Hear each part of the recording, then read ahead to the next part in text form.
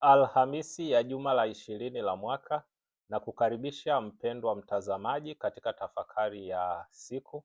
Injili ambayo inatuongoza siku hii ya leo inatoka kwa mwinjili Mathayo sura ya 22 aya ya kwanza hadi ya 14. Wapendwa katika Kristo, katika injili ya leo Bwana wetu Yesu Kristo anatupa mfano wa mfalme aliyewaandalia watu karamu ya harusi ya mwanaye. Aliwatuma wajumbe kwenda kuwaalika wageni, lakini wengi wa wale ambao walialikwa walikataa kushiriki kwenye hiyo karamu.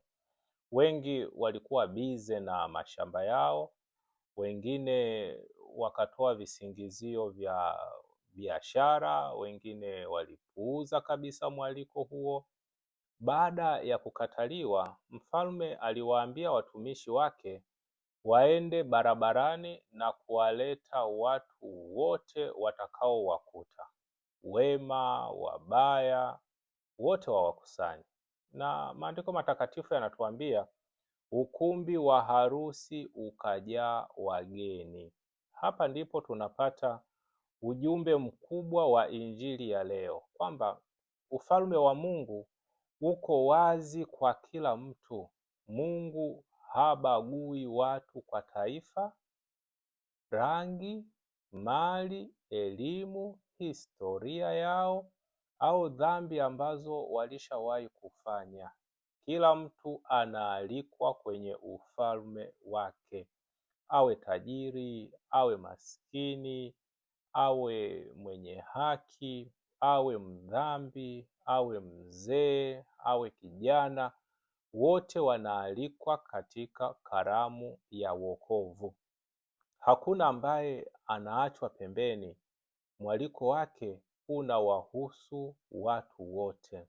Lakini Yesu anaendelea kutufundisha kwamba kualikwa pekee hakutoshi. Ni lazima kuitikia mwaliko huo, na kuitikia huu mwaliko ni kuwa na vazi la harusi. Ndio maana mfalme alipomwona mtu mmoja ambaye hakuwa amevaa vazi la harusi, aliamuru atolewe. Vazi la harusi, ndugu yangu, halikuwa suala la nguo za nje. Yesu anazungumzia maisha mapya.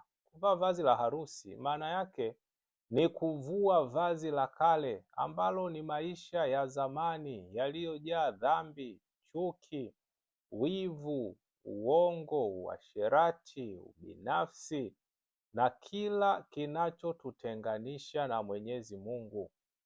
Vazi la harusi ni kukubali kubadilishwa na Kristo na kuwa mpya. Mtume Paulo anatuambia, vua utu wa kale mkavae utu mpya.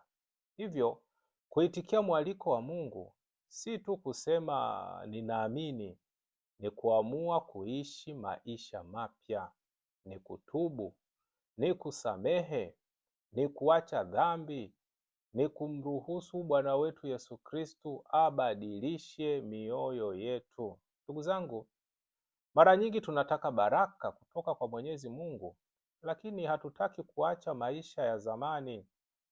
Tunataka kuingia kwenye karamu ya mbinguni, lakini bado tuko na vazi la kale, hatutaki kuwa wapya. Yesu anatukumbusha kwamba hilo haliwezekani.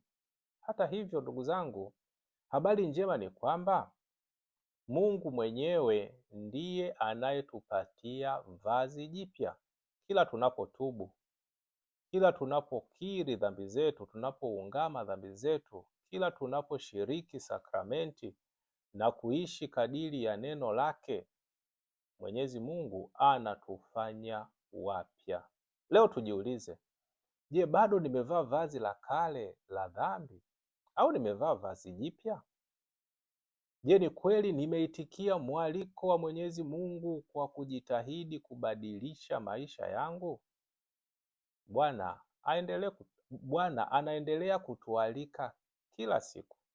Mwaliko wake uko wazi kwa wote, lakini ni wale wanaokubali kuvua maisha ya kale na kuvaa maisha mapya, na hao ndio watakaoshiriki karamu ya Bwana. Tumuombe Bwana atupe ujasiri wa kuacha dhambi, kuvaa vazi la utakatifu na kuishi kama watu wanaostahili kuurithi ufalme wa Mungu. Akubariki na kukulinda Mungu Mwenyezi, Baba na Mwana na Roho Mtakatifu. Amina.